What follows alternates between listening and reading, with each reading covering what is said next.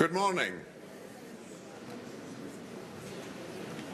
Executive Vice President Huang, we are honored to receive you today here at the annual meeting of the World Economic Forum in Davos, together with an important ministerial delegation. If China is sometimes viewed today as the locomotive of the world economy, then you, Vice Premier, should be considered and would be considered the train's conductor.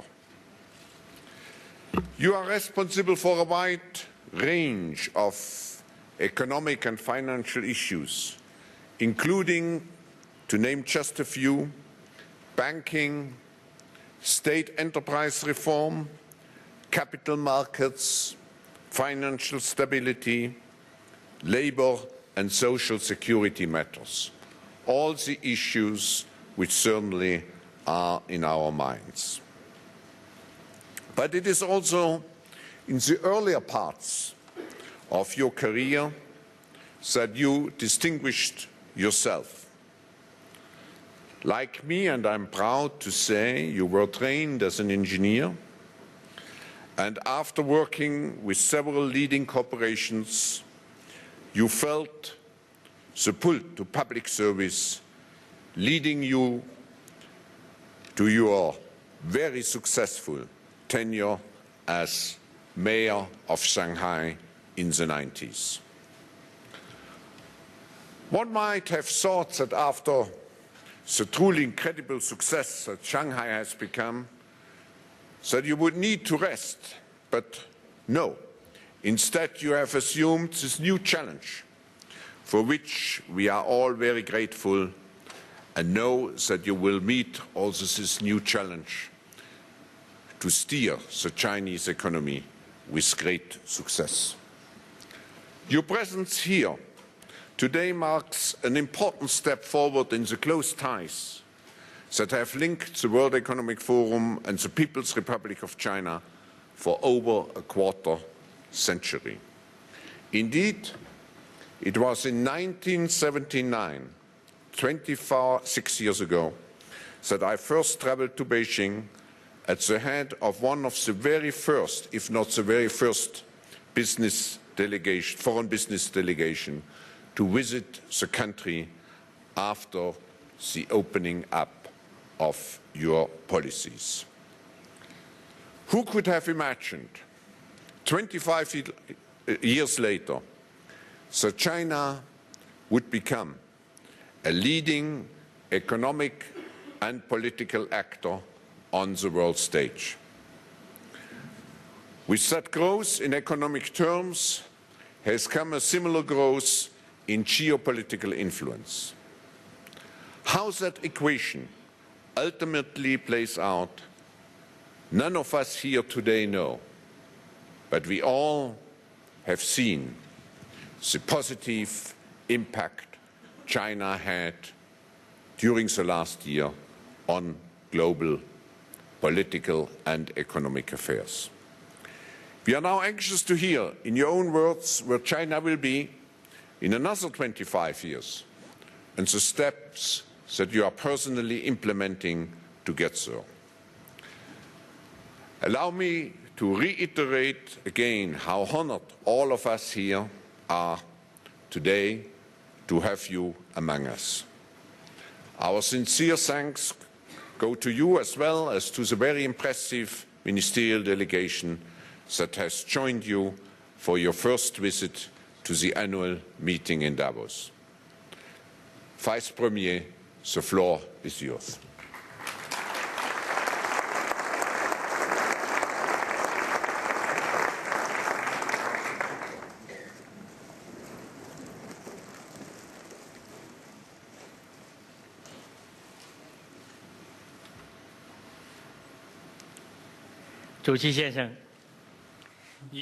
Mr. President, ladies and gentlemen, good morning.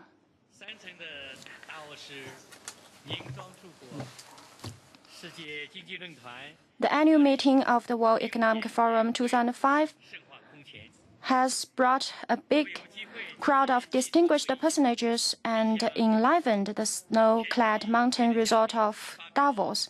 I feel honored to have the opportunity to be here with you and deliver a special message to this august assembly. I'd like to begin by extending on behalf of the Chinese government and in my own name, warm congratulations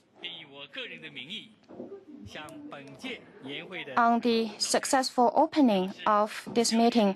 And today I would like to talk about the scientific concept of development and China's economy in the 21st century. It is the shared wish of all peoples and a common responsibility for all countries to build a better and all-win world by facilitating cooperation and development. I fully agree with the theme chosen for this meeting, that is, take responsibility for tough choices, and I wish to share with you some of my observations. Our world is undergoing profound changes. Peace and development remain the theme of our times. A generally peaceful international environment provides favorable conditions for economic development. The fast advancing science and technology, nurturing new breakthroughs, have expanded the horizon of mankind and their ability to address the micro and macro problems of the world, presenting a new vista for development. Deepening economic globalization is accelerating the global movement of productive factors and industrial relocation, stimulating international economic and technical cooperation, and facilitating world circulation of goods and resources, as well as their rational distribution.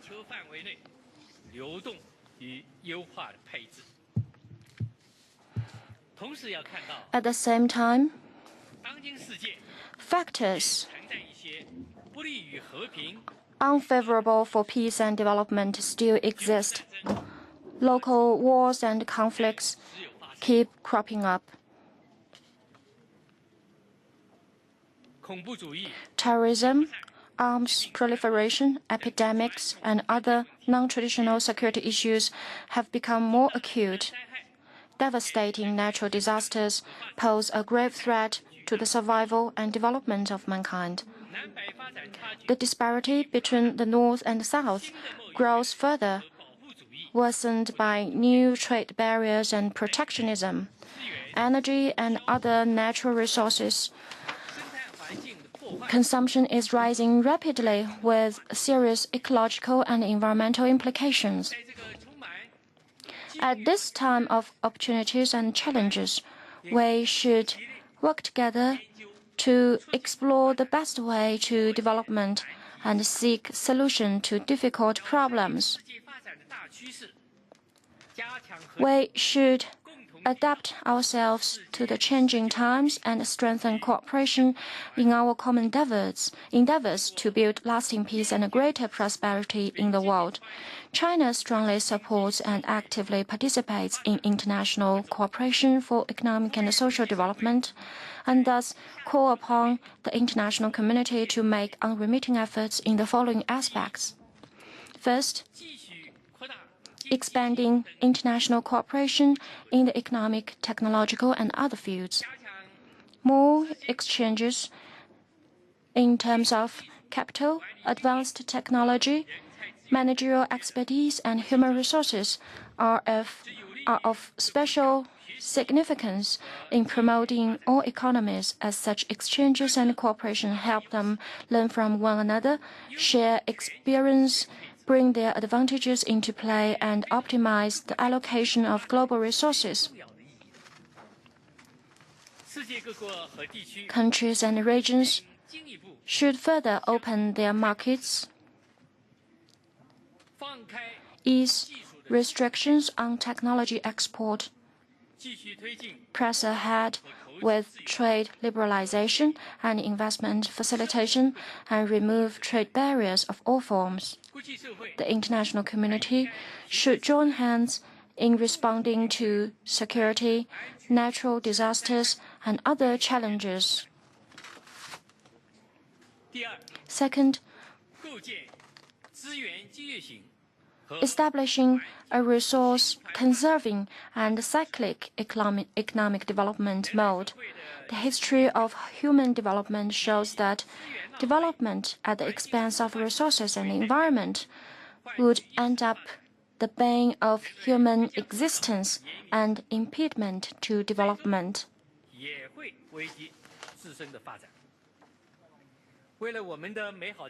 For the sake of a better world and our future generations, we should choose a road to development driven by science and technology that is economically viable, resource-conserving, and environmentally sound. We should encourage environment-friendly production, lifestyle, and consumption as part of our efforts to build a resource-conserving economic system and society. We should formulate plans for economic and social development based on sustainability of nature while endeavoring to protect the environment and the ecosystem by putting an end to predatory activities destructive to our nature. Third, striving for a just and equitable new international economic order. It is necessary to facilitate multilateral and bilateral cooperation in trade and promote regional economic cooperation. We need to make progress in the Doha round of trade negotiations and attain its objective as a round for development. North-South dialogue should continue on the basis of equality. The interests of developing countries should be taken into full account. Diversity should be respected, and democracy in international relations and diverse development models upheld so that all countries, developing ones in particular, can benefit from economic globalization. In order to create a better economic environment around the world, we need to reform international economic, trade, and financial regimes. Fourth, adopting a more forthcoming attitude to help developing countries speed up their development. It is the responsibility of the international community and the requirement of sustained development of the world economy to help developing countries develop themselves and close the widening gap between the North and the South. Developing countries shoulder the primary responsibility in this regard, but developed countries have their own responsibility and must deliver on their commitment, namely reducing or canceling debts of developing countries and increasing official assistance without any strings, helping them with human resources development and scientific and technological innovation, and tap the potential of domestic market with a view to beefing up their ability for self-development, taking effective measures to minimize the risks brought about by economic globalization so as to achieve common development and common prosperity.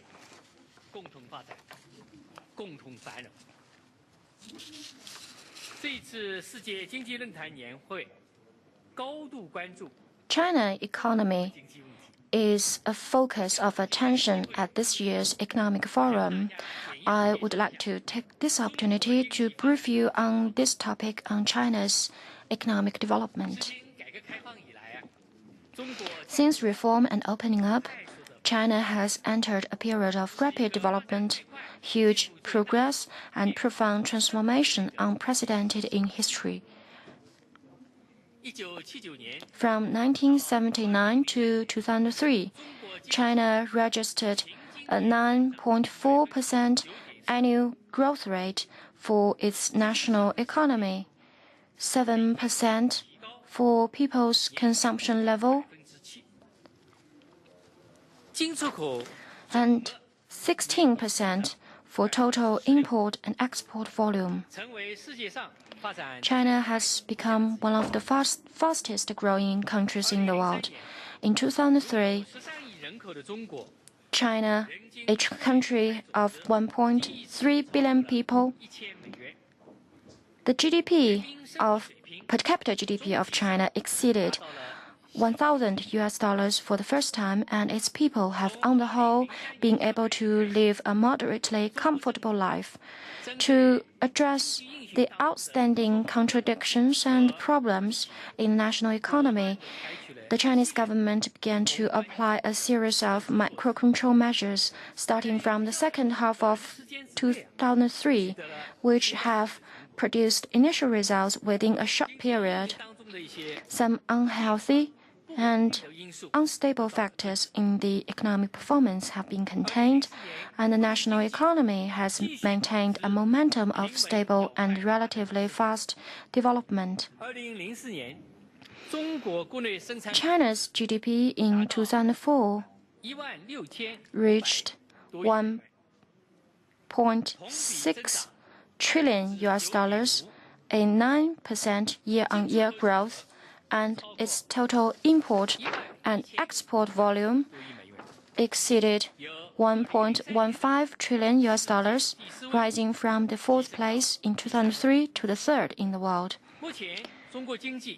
The proportion of Chinese economy in the global economic aggregates has increased from 1% in 1978 to 4%. And the proportion of foreign trade volume from less than 1% in 1978 to 6% of last year. The sustained rapid development of China's economy is attributable to the following factors: the government's adherence to economic development as the central task and solution to the problems on our way ahead, and to building socialist market economy as the direction of reform. Our relentless efforts for institutional innovation, which has lent a strong impetus to social economic development. Our policies of inviting in and going out, and our active participation in international economic and technical cooperation and competition in a bid to make full use of both domestic and foreign markets and resources. Our recognition of the basic role of market in allocating resources and our application of micro-control measures by economic and legal means. The first 2 decades of this century is a period of important strategic opportunities for China's socio-economic development. In the next decade and more, we will strive to seize the opportunity and concentrate on building a moderately prosperous society, so that in 2020, China's GDP will reach $4 trillion, quadrupling that of 2000, and per capita GDP will reach $3,000. By that time, China will be more developed economically with an improved democracy system, advanced science and education, and a flourishing culture. Its people enjoy a better life in a harmonious society. The jump from $1,000 to $3,000 in per capita GDP will be a critical stage in China's modernization drive and an important period of profound changes in socio-economic structure. The experiences of many other countries have shown two possible consequences of this stage. One is constant socio-economic development and success in industrialization and modernization thanks to the right strategies and policies, and the other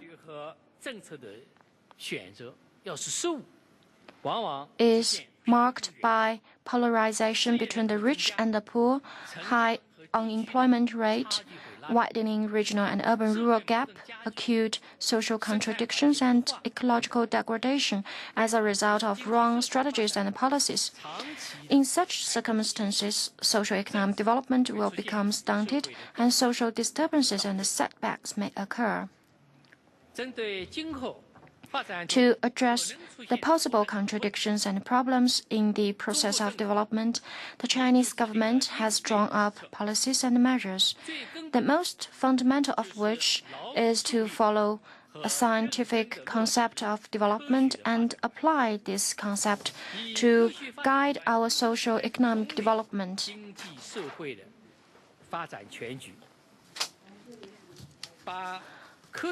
Our scientific concept of development includes the following main points.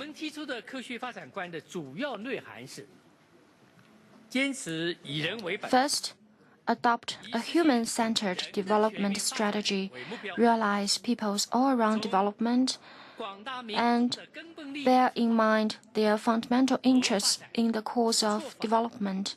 Try to meet their growing material and cultural needs and bring benefits of development to all people.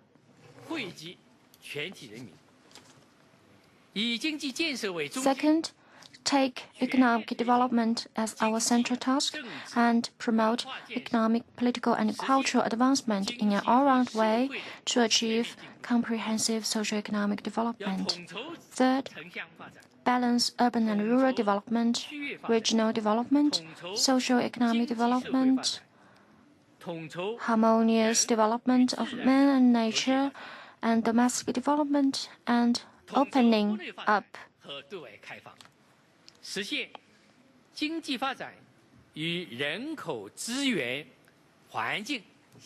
Fourth, coordinate economic development with population growth, resource availability, and environmental protection, and stick to a road of sustainable development consistent with the characteristics of a modern society, that is, high productivity, prosperity, and good ecological environment.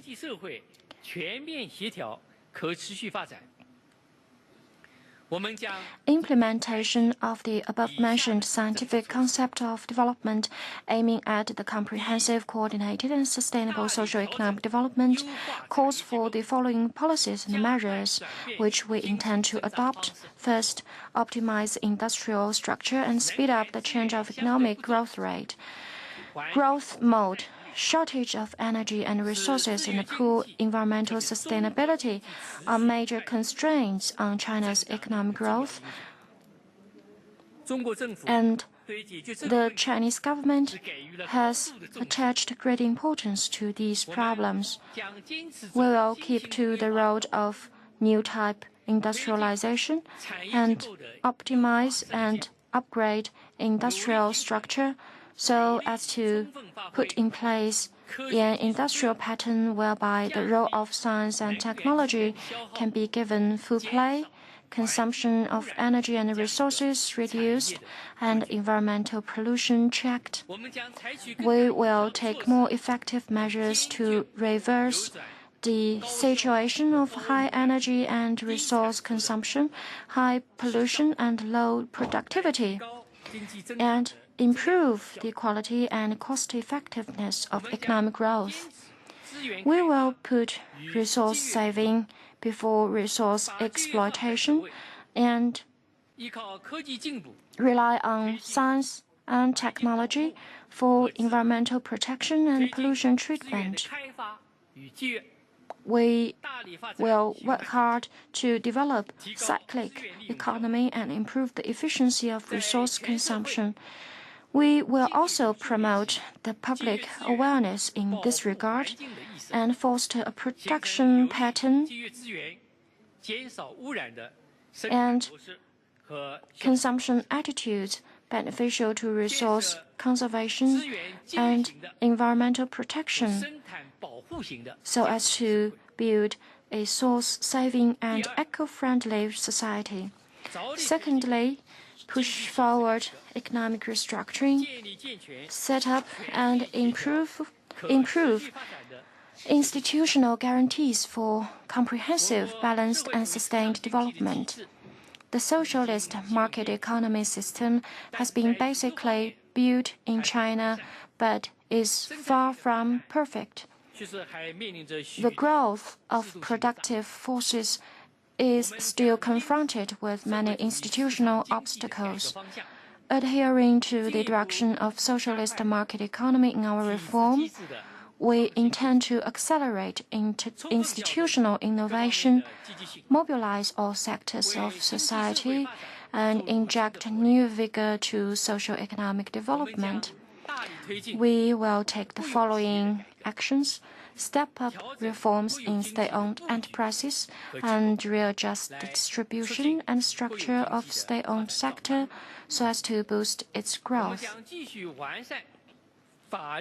Continue to improve laws, regulations, and relevant policies to encourage, support, and guide the development of non-public sectors.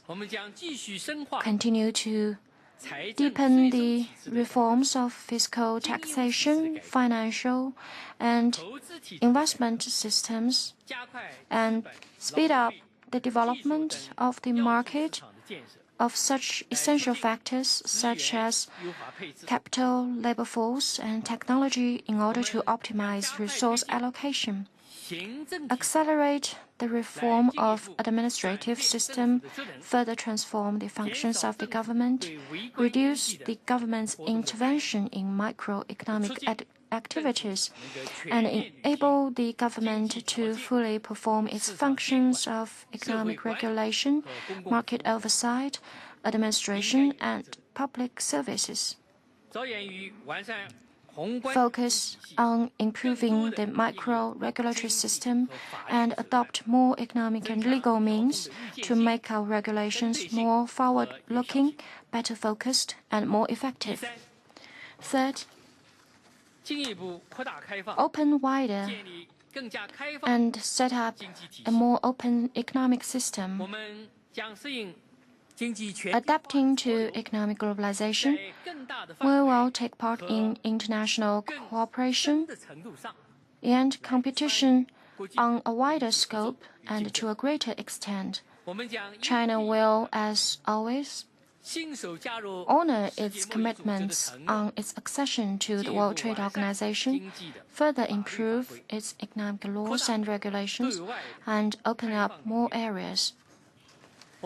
We will continue to improve investment environment, improve our legal system, strictly enforce laws and regulations, and improve services and raise efficiency with a view to creating favorable conditions for foreign investment. The Chinese government warmly welcomes and encourages foreign investment in high-tech industries, modern agriculture, modern services, environment-friendly industries, and infrastructure. We wish to see foreign participation in the development of China's West, revitalization of old industrial bases in Northeast China, and reform and organization of SOEs, as well as the establishment by multinationals of R&D centers, procurement centers, production and manufacturing bases, and regional headquarters in China. All enterprises around the world can realize their great ambitions in China thanks to its social stability, vast domestic market, abundant labor resources, and ever-improving investment environment. Fourth, stick to human-centered development, and endeavor to build a harmonious socialist society. The important experience in China's modernization drive is that the government should try to satisfy the people in all its endeavors and maintain harmony and stability. We will spare no efforts to create more job opportunities and improve the social security network so that our people can live and work in tranquility and contentment. We will provide more financial and policy support to rural areas and western regions, and gradually narrow the gap between the urban and rural areas and between different regions. We'll further speed up the development of education, culture, health, and other undertakings so as to better meet the demands of the people. We will continue to properly handle the relations between reform, development, and stability in order to adapt the progress of reform and growth speed to the sustainability of the population and press ahead with reform and development in stability. In the 21st century, China faces more opportunities than challenges in its economic development on the whole. The international environment is rather favorable to China's development, and the domestic market is playing a stronger role in boosting economic growth. The mechanism for enterprises' self-development is taking shape, and we have already built some material and technological foundation. All these constitute important forces propelling the sustained and rapid growth of China's economy. In the course of building a moderately prosperous society in an all-round way and accelerating the modernization drive, we will still encounter various difficulties and challenges. However, we have the resolve and capability to overcome difficulties and realize our set goals. We have every confidence in the future of China. Mr. President, ladies and gentlemen, in the circumstances of faster economic globalization and greater interdependence of all economies, China cannot develop itself in seclusion, and the world cannot develop without China's development. A more open and prosperous China will not only benefit its 1.3 billion people, but also provide considerable investment opportunities and a vast market for other countries, serving as a powerful engine for world economic growth. In 2003, China became the world's third largest importer. In 2004, China's imports totaled $560 billion. Our imports will continue to grow with China's sustained and rapid development and constantly rising economic aggregates. The Chinese people love peace and need peace. China adheres to a road of peace, cooperation, and development, determined to develop itself through maintaining world peace and promote world peace through its own development. China's development will by no means pose a threat to other countries. It is our set policy that we will not menace others even when we are developed. The World Economic Forum, a non-governmental, high-level, multi-sector and influential organization, has played a positive role in promoting exchanges and cooperation between the Chinese government and enterprises and their foreign counterparts. Over the past 25 years, since the World Economic Forum and China forged cooperative relations, our cooperation has kept expanding and deepening. In recent years, the World Economic Forum has paid increasing attention to China's reform and development. The Chinese government highly appreciates that. We support the World Economic Forum's continuing role and stand ready to expand our cooperation with the forum. Ladies and gentlemen, the Earth is a common home of us all. We are all interdependent. with our interests linked. Let's join hands to work for a more prosperous world, for lasting peace, and a better future for mankind. Thank you for your attention.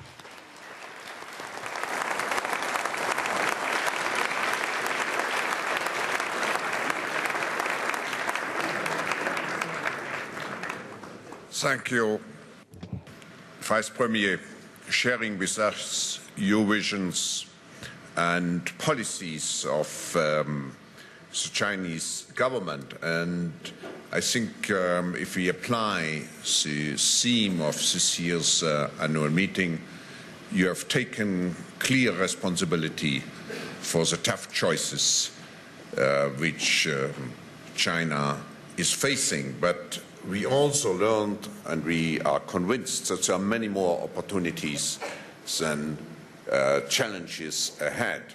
Of course, we appreciate it, particularly in the framework of the discussions which have taken place here, your commitment to the sustainability of nature. We were very impressed by the comprehensive framework which you have developed to tackle the social, economic development contradictions. And we are very confident that you will be accompanied in your policies by success over the next years, particularly having heard your speech and your presentation. We have time for some questions, and I would like to use this opportunity to ask you 3 questions which are of particular actuality at this moment, and I think of particular concern to the business community here.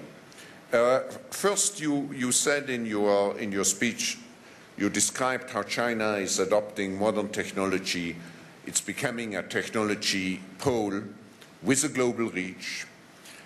But technological competitiveness depends very much on ensuring intellectual property for hardware, and more importantly, also for software and, I would say, brainware. What is China doing to develop the systems that will support this development and flourishing of intellectual property in your country? Concerning the IPR protection, my view is that to protect IPR and safeguard the interests of parties concerned is a practice that embodies that or a need for comply with the international practice and raise our international reputation. And for China in particular, this is also a need for China to accelerate its own economic growth. Therefore, the Chinese government attitude and the position on this have been consistent and unswerving. First, we have constantly made efforts to set up and improve relevant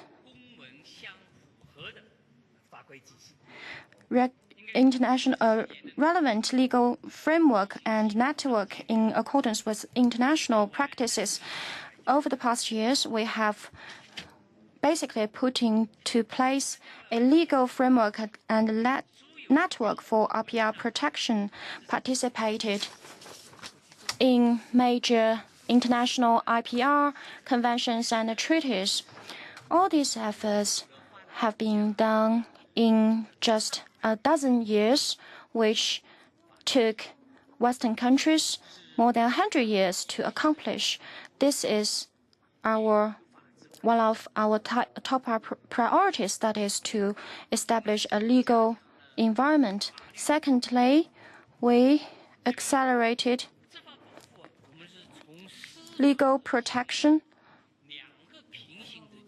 In fact, we endeavor to do this from two aspects. One is legal or law enforcement, and another is administration. In terms of the law enforcement, people's court at different levels have their special departments or units on IPR protection, and in administration, we have adopted administrative measures to protect the RPR. This is a special feature of China's practice, so we strengthen our work in these two aspects. Certainly, we have felt that the RPR protection is a gradual process, since China has in the past used to adopt a centralized or a central planned economy. There was no RPR protection to speak of. However, with China's economic development, protection of RPR has gained consensus in China. Therefore, we have intensified our efforts to protect RPR, and we are of the view that RPR protection is a universal issue which requires all governments to adopt relevant measures. The Chinese government will continue to strengthen RPR protection in legislation, law enforcement, and administration. We will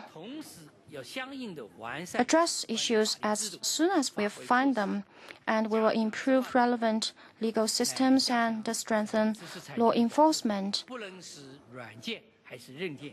No matter in terms of the hardware or software, we will strengthen such protection. And China is ready to strengthen the cooperation and work with relevant governments and international organizations to expand our cooperation. Response. Now I have to ask you a question which probably is in everybody's mind, and the question has been raised so many times, but having the opportunity to meet you, I have to ask the question. China has made considerable progress in tackling the challenges of its financial system, and but many people would say the greatest test is yet to come, and it's moving to a market-based exchange rate. So many here in the room are certainly anxious to know what can we expect of Chinese currency, the renminbi, in the next months and in 2005 or 2006.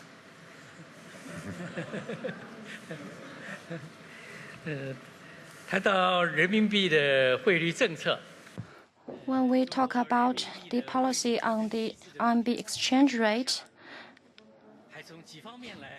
I think several aspects are relevant, and I want to share with you on that. Since 1994, China has adopted managed floating exchange rate system based on the market supply and demand. Concerning the value of RMB to major international currencies, there have been both rises and decreases. In particular, from 1994 to 1997, RMB appreciated against US dollars. In 1997, due to the Asian financial crisis, and upon requests of the international society, the People's Bank of China narrowed substantially the range of RMB in its exchange rate with US dollars, and we maintained the value of RMB and contributed to the financial stability in Asia and the world. In recent years, people have paid great attention to the RMB exchange rate, and the Chinese government attached great importance to that. Every year, we try our best to lay a good foundation for the RMB exchange rate mechanism, and we have adopted quite a few measures. The first is that we have concentrated on the reforms of the state-owned commercial banks. As you know, there are 4 state-owned commercial banks: Bank of China, Bank of Constructions, and Bank of Industry and Commerce, and Agriculture Bank of China, which have played a very important role in China's financial sectors. However, with China's WTO membership, these 4 banks have to be reformed. The major problems is the insufficient capital adequacy and the relatively high rate of NPL, and yet to be improved internal regulation system. Last year, we centered on the shareholding reform of the Bank of China and the Bank of Construction. We reorganized the finance of these 2 banks, and at the same time, we increased the core capital adequacy to 8%, and reduced the NPL rate for these 2 banks. The NPL rate decreased to less than 5% last year, and the capital provisions have also greatly improved with relatively sound economic performance. And after this shareholding reform, they have strengthened their internal corporate structure and in accordance with the international practice, and strengthened their internal management and management. And we hope that with the increased number of strategic investors at appropriate time, they will get listed. We spent 2 years to make preparations for the reforms of the above-mentioned banks, and this year we are prepared to have similar reform on the Bank of Industry and Commerce to increase capital adequacy and strengthen the internal management. All these has centered on laying a foundation for the improvement of the RMB exchange rate mechanism. And secondly, under the current account, RMB have already realized comfortability. And third, we have begun to relax our control under the capital account. And fourthly, concerning the improvement of the exchange rate mechanism, we concentrate on the opening up of capital market. Last year, QFII, that is qualified foreign institutional investors, entered China's stock market, and we encourage foreign invested enterprises to participate in China's capital and financial market. And concerning the access of the financial market, and has been further relaxed, and the range and the varieties of financial products have been further broadened. And we have readjusted the floating interest rate for RMB. For the basic interest rate, we have made great efforts to marketize the adjustment of the interest rate of RMB. All these efforts are preparations for the improvement of exchange rate regime of RMB. I think the basic way of thinking is that to improve such exchange rate mechanism, we have to maintain the exchange rate at a reasonably stable level. Of course, we have to take into account of the balance of payment. And we will give priority to head off financial risks, and under this prerequisites, we'll have a phrasal or a step-by-step method to relax the restraints on the cross-border trade of currency and gradually realize the convertibility of RMB under capital account. We do not have a specific timetable for the exchange rate regime, but we have to take into account several points or elements. The first is that we need to have a stable macroeconomic environment, well-established market mechanism, and a healthy operational system. This is the first prerequisite. And second, we are making research on finding a correct reform plan which is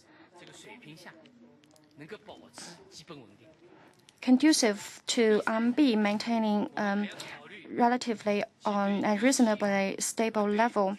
And secondly, we have to take into account of the impact on the regional areas and the neighboring and our neighborhoods.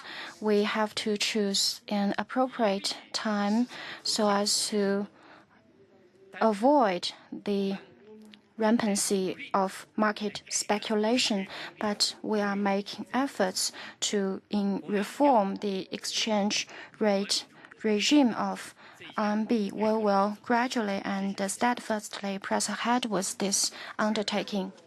Very much, Vice Premier, for having shared with us the policies of your government, having very frankly and openly spoken about the challenges you are facing, and we wish you all the best to meet those challenges. I think it's in our common interest to see China's rise on the world scene happening in a peaceful and positive way, as you explained to us. We are also grateful that you answered two difficult questions, in a very comprehensive way. We wish you all the best, and thank you again, Vice Premier, of having been with us here in Davos.